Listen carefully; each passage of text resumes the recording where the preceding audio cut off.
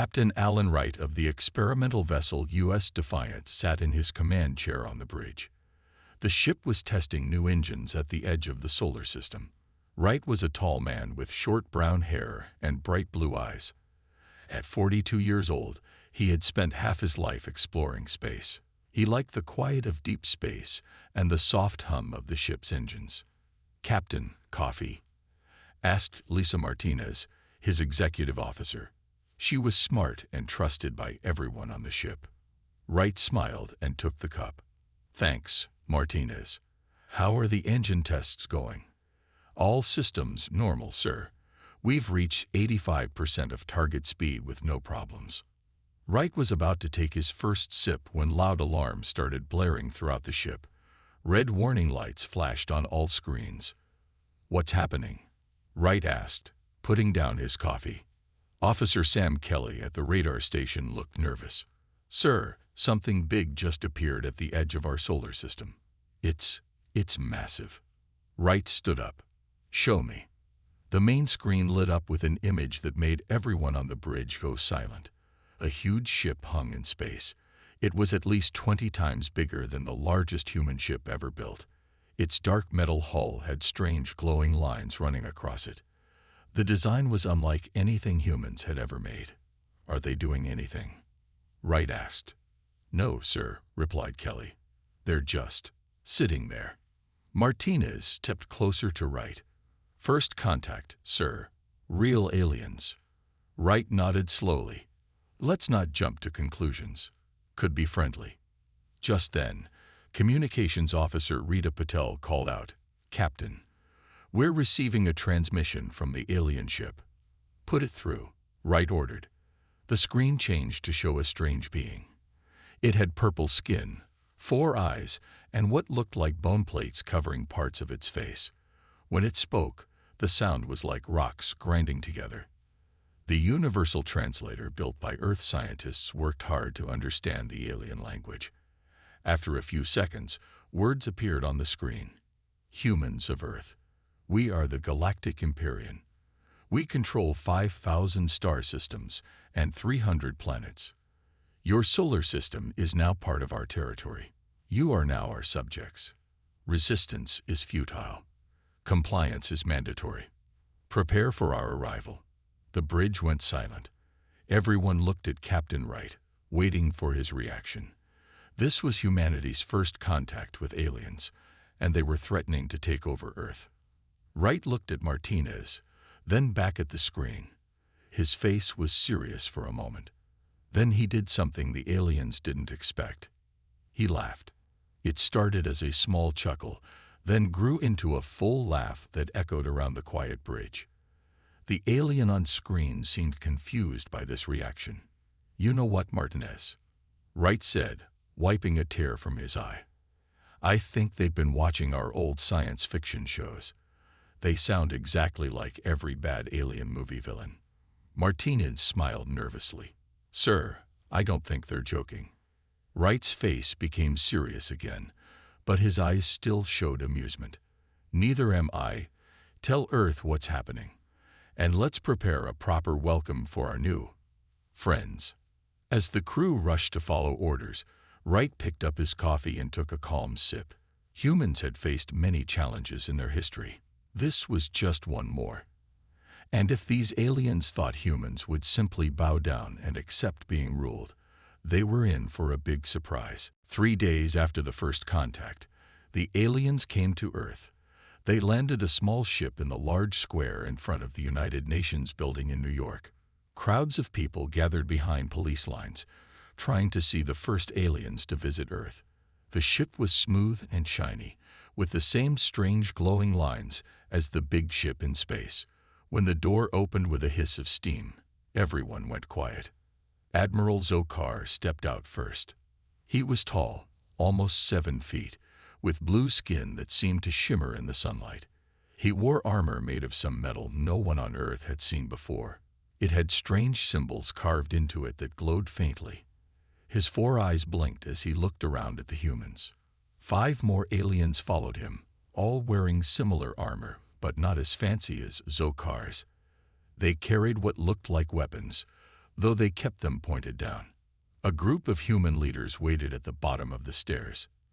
Dr. Susan Parker stood at the front. She was the lead diplomat for Earth, chosen because of her calm nature and quick thinking.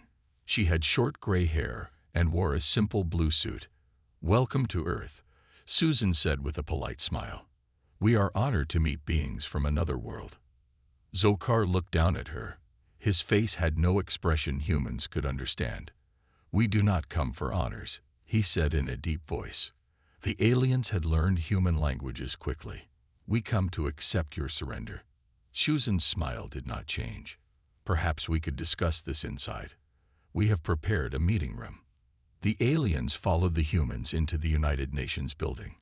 News cameras recorded everything. People all over the world watched on screens, worried about what would happen. Inside the large meeting room, world leaders sat on one side of a long table. The aliens sat on the other side. Admiral Zokar placed a small device on the table. It projected a hologram showing many star systems. "The Empyrean controls all of this," he said proudly. "We bring you the honor of becoming the 4,327th species to join our glorious empire." He touched the device again. The hologram changed to show a list written in the human language. "These are our terms," Zokar continued. 90% of all Earth resources will be given to the Empire. 1 million humans will join our military each year. All human laws will be replaced with Empyrean law. The room was silent. Susan Parker read through the terms carefully. She noticed many world leaders looked angry or scared. She stayed calm. "That's very interesting," Susan replied after a moment. "But I think there's been a misunderstanding. We're not looking for new management at this time." Zokar blinked all four of his eyes rapidly. "This is not a negotiation. It is your destiny." Susan folded her hands on the table. "Admiral, humans have a long history of dealing with those who try to take what is ours. We value our freedom above all else." "Freedom is an illusion," Zokar said. "The strong rule the weak. This is the way of the universe." Susan smiled politely. "Perhaps you'd like to see how we handle unwanted solicitors on Earth. We have a saying, 'Don't poke a sleeping bear.'" Zokar's translator seemed confused by this. "What is a bear?" "It's an animal that seems harmless until it's threatened," Susan explained. "Then it becomes very dangerous." "Are you threatening the Galactic Empyrean?"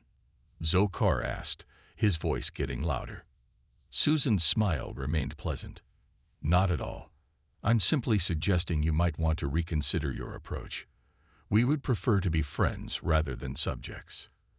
"You have 1 Earth week to prepare for integration," Zokar announced, standing up. "Do not test our patience." As the aliens left the building, Susan turned to the President of the United States, who was sitting next to her. "Well," she said quietly, "I think that could have gone better." The President nodded. "Get everyone together. All our best scientists, engineers, and military minds. We have 1 week to show these aliens why humans don't surrender easily." The Empyrean gave Earth 1 week to prepare for integration. They expected humans to spend this time in fear, perhaps begging for better terms. They did not understand humans at all. In a small apartment in Lincoln, Nebraska, Jack Lewis sat surrounded by computer screens. He was 26 years old with messy brown hair and glasses. 5 empty coffee cups sat on his desk. He hadn't slept in 2 days. Jack was a college dropout. His professors said he was brilliant but couldn't follow rules. Now the government had called him because he had an unusual hobby, figuring out how things worked by breaking into them. "Got it," Jack shouted, pumping his fist in the air. On his screen was a stream of strange symbols, alien code he had somehow accessed. His phone rang.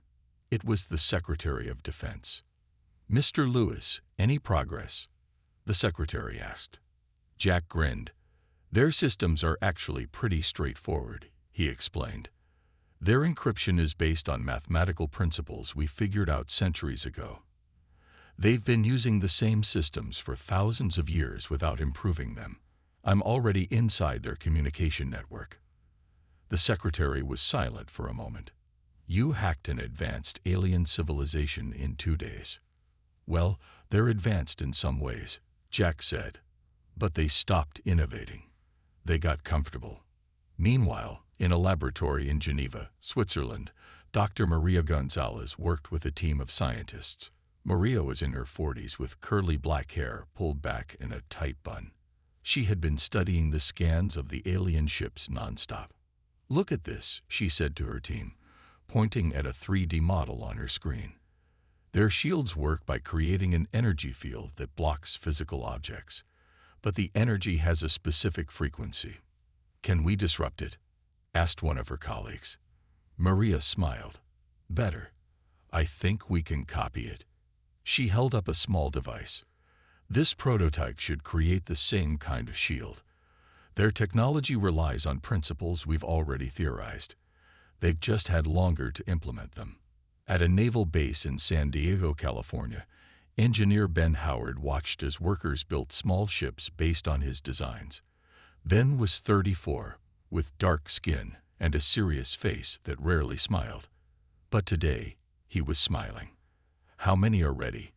Asked Admiral Wilson, who had come to check on progress. 50 so far, Ben replied. They're small, fast, and completely stealth. The aliens won't see them coming. The Admiral looked skeptical. Are you sure about that? Their technology is far beyond ours. In some ways, yes, Ben agreed. But their detection systems are designed to find ships like theirs, big and powerful. These are tiny and use almost no energy until activated. It's like they're looking for elephants while we're sending in mice. As the Admiral inspected the new ships, Ben added, the best part is, they can attach to the hull of the alien vessels without being noticed. And then what? The Admiral asked. Ben's smile faded. And then we show them why you don't threaten Earth. In Washington, D.C., world leaders gathered to hear reports from their experts. The president listened as Jack, Maria, and Ben explained their plans via video conference. So you're telling me, the president said slowly, that in less than a week, we've figured out how to hack their systems, copy their shield technology, and build ships that can sneak up on them. Yes, Madam President, they all confirmed. The president looked at her advisors. The Empyrean gave us a week thinking we would use it to prepare for surrender. Instead, we're preparing a surprise for them. As the meeting ended, the president looked out the window at the night sky. Somewhere up there, the Empyrean ships were waiting, confident in their power and superiority. They have no idea who they're dealing with, she whispered. On the bridge of the Empyrean flagship, Commander Zeltherix stood with his hands behind his back. He was younger than Admiral Zokar, with lighter blue skin and only 3 decorations on his armor instead of 12. Still, he was a respected officer who had helped conquer 6 planets. Status report on the humans, he ordered. Officer Vex, his second in command, looked confused. Sir, they are unusual. They have not sent any messages begging for mercy. They have not tried to attack us with their primitive weapons. They have not even tried to run away. Zeltherix frowned. What are they doing? Nothing, sir, Vex replied. Their ships continue normal routes. Their communications continue as before. It's as if they are ignoring us. This was not normal. Every species the Empyrean had encountered reacted with fear and submission. Some tried to fight back with whatever weapons they had. Others tried to negotiate better terms. None had ever simply ignored the mighty Empyrean fleet. Impossible, Zeltherix said. Send another message. Remind them they have only 3 days left before we take action. Vex nodded and sent the message. Minutes passed. Sir, the humans are ignoring our communications, Vex reported. Zeltherix felt something he rarely experienced. Uncertainty. Increase the intimidation displays, he ordered. Bring the planetary destroyer into visual range of their planet. The Empyrean deployed their most terrifying weapon. A moon-sized ship that could break a planet apart. It had crushed rebellions across the galaxy. Just the sight of it usually caused immediate surrender. The giant destroyer moved slowly into position, where Earth telescopes could see it clearly. Its front was shaped like a giant claw, with a glowing red center that could fire a beam powerful enough to crack a planet's crust. Down on Earth, at the NASA Space Center in Houston, scientist Olivia Reed watched the destroyer through a powerful telescope. Olivia was 38, with short blonde hair and sharp green eyes. She had been studying the Empyrean ships since they arrived. "They've moved their big gun into position," she said to her team. "Right where we can see it." "Are they going to attack?" asked one of her assistants, looking worried. Olivia shook her head. "No, it's a show. They want us to see it and be afraid." She picked up her phone and dialed a number. "Madam President, this is Dr. Reed. I think it's time to activate Project Pebble." The president was in the White House Situation Room, surrounded by military leaders and advisors. "You're sure it will work?" she asked. "As sure as I can be without testing it on an actual alien ship," Olivia replied. "But the math checks out." The president nodded to her team. "Do it." Project Pebble had been developed over the past 5 years as an asteroid defense system. It consisted of 10,000 microsatellites, each no bigger than a coffee cup. They were designed to work together to redirect or break apart asteroids threatening Earth. But Olivia Reed had realized they could serve another purpose. The tiny satellites were too small for the Empyrean to notice, and they were made of materials that wouldn't show up on alien scans. Best of all, they could penetrate any known shield technology by moving slowly enough to slip through the energy fields. In space, hidden facilities around Earth released the microsatellites. They spread out, their tiny engines barely visible even to human instruments. They began to move toward the Empyrean fleet. Back on the Empyrean flagship, Commander XL Therix was growing frustrated. "Send a message to Admiral Zokar," he told Vex. "Tell him the humans are not responding as expected. Ask for permission to demonstrate our power." "What target should we destroy, sir?" Vex asked. XL Therix thought for a moment. "Their moon. We will destroy part of their moon. They will understand our power then." As the Empyrean prepared for their demonstration, they had no idea that thousands of tiny human devices were already surrounding their ships, waiting for the signal to attack. The Empyrean planetary destroyer moved into position near Earth's moon. Inside the massive weapon, alien technicians prepared firing sequences. The destroyer's main cannon began to glow red as energy built up. "Energy levels at 60%, reported a technician. "Ready to fire in 2 minutes." Commander XL Therix watched from his flagship. "Send another message to Earth. Tell them to watch carefully. Tell them this is just a small demonstration of our power." On Earth, millions of people looked up at the night sky. Many could see the destroyer with just their eyes. A new artificial light near the moon, growing brighter as its weapon charged. In his apartment in Nebraska, Jack Lewis typed furiously on his keyboard. Screens around him showed alien code and system diagrams. He reached for his coffee cup, found it empty, and ignored it. "Almost there," he muttered to himself. "Just need to find the right access point." A small window popped up on his main screen. A video call from Dr. Maria Gonzalez in Geneva. "Jack, are you ready?" she asked. "They're about to fire on the moon." Jack nodded, not looking away from his work. "Almost. Their systems are complex, but they all connect to a central network. I just need to." He pressed a final key with a flourish. "Got it. I'm in." In space, something strange happened aboard the destroyer. Warning lights began flashing. Alarms sounded throughout the massive ship. "Sir," a technician called out in panic, "our systems are being accessed by an unknown source." "Impossible," the destroyer's captain replied. "Our security is perfect. No species in the galaxy can break through." The captain's words were cut off as all screens on the bridge suddenly displayed the same message in the Empyrean language. "We'll see you coming to Earth." Across the Empyrean fleet, The same message appeared on every screen.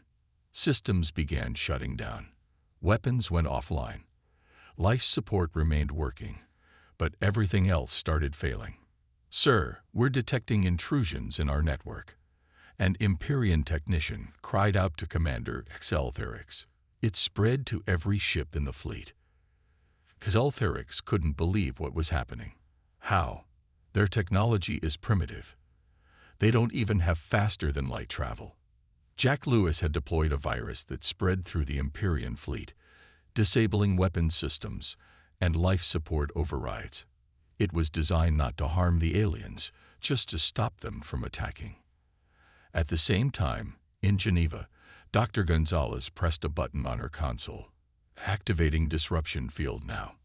All around the world, towers that had been quickly built over the past week powered up. They created a localized disruption field that spread through Earth's atmosphere and into nearby space. This field, based on the aliens' own technology, neutralized the energy-based weapons the Empyrean relied on. In San Diego, Ben Howard watched as his 50 stealth ships received the signal to activate. They had attached themselves to the hulls of the main Empyrean vessels over the past few days. Now they came to life, drilling through the alien hulls and deploying specially designed boarding pods. Inside one of these pods was Marine Colonel Frank Daniels. He was 50 years old, with a gray buzz cut and a face that showed years of tough missions. He stood with 20 of his best soldiers, all wearing new armor designed by Dr. Gonzalez's team. "Remember," Daniels told his squad, "these aliens have never faced a real fight. They're used to everyone surrendering. We do not surrender." The soldiers nodded, checking their weapons. These weren't standard guns. They were new devices that could work inside alien ships. "We go in, we take control of the bridge. We show them humans aren't to be messed with," Daniels continued. "Any questions?" A young soldier raised her hand. "What if they're stronger than us, sir?" Daniels smiled. "Then we get creative. That's what humans do best." The boarding pod finished cutting through the alien hull. The door hissed open. "Ladies and gentlemen," Daniels said, raising his weapon, "let's go introduce ourselves properly." The first human boarding party in history stepped onto an alien vessel, ready to show the Empyrean that they had made a serious mistake in threatening Earth. Admiral Zokar stood in the command center on the Empyrean flagship, his 4 eyes wide with disbelief. Reports were coming in from all ships in the fleet, and none of them made sense. 7 ships had been boarded by humans. 3 more were completely disabled, drifting in space. And somehow, the humans had infiltrated the supposedly impenetrable flagship itself. "How is this possible?" he demanded, slamming his fist on a control panel. "They're a primitive species. They've barely left their own planet." His science officer, a thin alien named Relvax with pale green skin, studied the data on his screen. "Sir," he said carefully, "preliminary analysis suggests they've been innovating at an alarming rate." "Explain," Zokar ordered. Relvax brought up charts on the main screen. Most species develop technology in a linear fashion. He drew a straight line with his long finger. Each advancement takes a predictable amount of time. But these humans, he changed the chart to show a line that curved sharply upward. Their technological development is exponential, not linear like most species. They adapt and improve at an incredible rate. That doesn't explain how they boarded our ships," Zokar shouted. Before Relvax could answer, the doors to the command center slid open with a hiss. Admiral Zokar turned, expecting to see his guards. Instead, Colonel Frank Daniels walked in, flanked by his squad of human soldiers. Their weapons were raised but not firing. The room went silent. The humans were inside the most secure area of the most powerful ship in the Empyrean fleet. "Hi there," Daniels said casually. He wore the new armor designed by Dr. Gonzalez, which had built-in translators. "We thought it was time for a face-to-face chat about your Empire's customer service. We'd like to file a complaint." Zokar's hand moved toward his weapon, but stopped when he saw all the human weapons pointed at him. "How did you get in here?" he asked, his voice a mix of anger and fear. Daniel smiled. "We knocked, but no one answered, so we let ourselves in." He looked around at the command center. "Nice place you've got here. Very intimidating, but your security needs work." Zokar's guards finally reacted, raising their weapons, but before they could fire, the weapons made strange clicking sounds and shut down. "Yeah, those won't work," Daniels explained. "Our friend Jack is very good with computers. He's disabled all your weapon systems, and our friend Maria figured out how your shields work, and our friend Ben built ships you couldn't detect. We're full of surprises." On another screen behind Zokar, video feeds showed human boarding parties taking control of other Empyrean ships. Some aliens fought back with hand-to-hand combat, but the humans were prepared for this too. Their new armor protected them, and they had trained for low-gravity fighting. "You've made a terrible mistake," Zokar growled. "The Empyrean has conquered thousands of worlds. We will not be defeated by primitives like you." "See, that's your first problem," Daniels replied. "You keep calling us primitives. But here's the thing about humans. We learn fast. A week ago, we knew nothing about your technology. Now we're standing in your command center, controlling your fleet." As if to prove his point, another human entered the room. She was tall and wore a uniform with different insignia than the soldiers. "Colonel, all critical systems are under our control," she reported. "Jack says he's locked the aliens out of their own computers." "Thank you, Lieutenant," Daniels replied. He turned back to Zokar. "So, Admiral, here's what's going to happen. You're going to call all your ships and tell them to stand down. Then you're going to leave our solar system, and you're going to tell the rest of your empire to leave us alone." Zokar laughed, a harsh sound. "Or what? You'll destroy our ships. Kill us all. I don't think humans have the stomach for that." "We don't want to destroy anything," Daniel said. "But make no mistake, we will defend ourselves. And now we know how." As Zokar considered this, Lieutenant Peter Kim of the United States Space Force pressed a button on his wrist computer. All around the fleet, the Empyrean's engines began powering up. "Your ships are ready to take you home," Daniel said. "The question is, do you leave on your own, or do we have to show you the way?" 1 month later, a human delegation arrived at the Empyrean Central Council. This was unprecedented in the history of the galaxy. Usually, the Empyrean summoned representatives from conquered worlds to receive their orders. Never had the Empyrean invited a non-subjugated species to address the full council. The Grand Hall of the Council was designed to intimidate visitors. The ceiling was hundreds of feet high, with strange glowing crystals that cast shifting light. The council members sat on raised platforms, looking down at the speaking floor. There were 50 council members, each from a different conquered species, though all had served the Empyrean for generations. The human delegation walked into this imposing space led by President Diane Cooper. She was 60 years old, with silver hair cut short and dark brown skin that showed few wrinkles despite her age. She wore a simple dark blue suit with a small pin of earth on her lapel. Behind her came Jack Lewis, Dr. Maria Gonzalez, Ben Howard, and Colonel Frank Daniels, the heroes who had stopped the Empyrean invasion. Each carried data tablets with information they had prepared.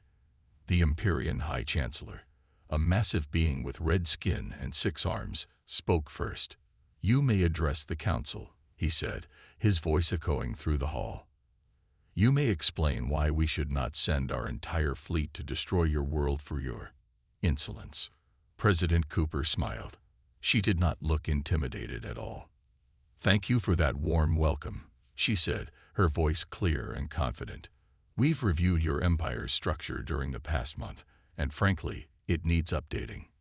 Murmurs of shock spread through the council at her boldness. "Your taxation without representation model is outdated," Cooper continued. "Your technological stagnation is concerning, and your habit of subjugating species rather than forming alliances has limited your potential. The High Chancellor's red skin turned darker with anger. How dare you? We have ruled the galaxy for 10,000 years. And in those 10,000 years, how much have you truly advanced? Cooper asked. She nodded to Jack, who projected a hologram showing Empyrean technology levels over time. The line was almost flat. You conquered, you stopped growing. You took from others instead of creating yourselves. Maria stepped forward and projected another hologram showing Earth's technological growth, especially over the past 100 years. The line shot upward at a dramatic angle. This is what happens when you encourage innovation instead of suppressing it, Maria explained. When you reward creativity instead of punishing it. The council members looked at the charts with surprise. Some began talking quietly among themselves. We're proposing a new arrangement, Cooper said. A galactic federation instead of an empire.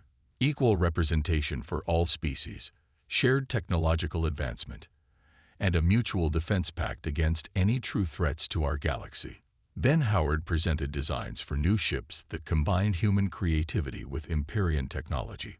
Ships that were faster and more efficient than anything the Empyrean had built in centuries.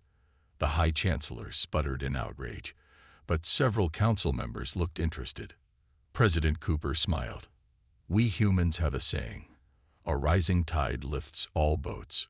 We're offering you a chance to rise with us, rather than sink alone. And if we refuse, the High Chancellor demanded. Colonel Daniels stepped forward. Then we go our separate ways. But know this, we will continue to advance. We will continue to explore. And if you ever threaten us again. He let the sentence hang unfinished. As the council began heated discussions, Admiral Zokar, who stood at the side of the room, leaned toward his colleague. How did we so drastically misjudge them? He whispered. His colleague watched as Jack Lewis demonstrated a technology that could revolutionize their faster-than-light travel, something the Empyrean had not improved in 2,000 years. I think, the colleague replied thoughtfully, we forgot that not all species evolved the same way. These humans, they don't fear what they don't understand. They become curious about it, and then they master it. 3 days later, the council voted. The Empyrean Empire would be reformed. The age of conquest was over. A new era of cooperation would begin, with humans as equal partners, not subjects. And that was the day the galaxy learned why attempting to conquer humanity was not just futile, it was laughable.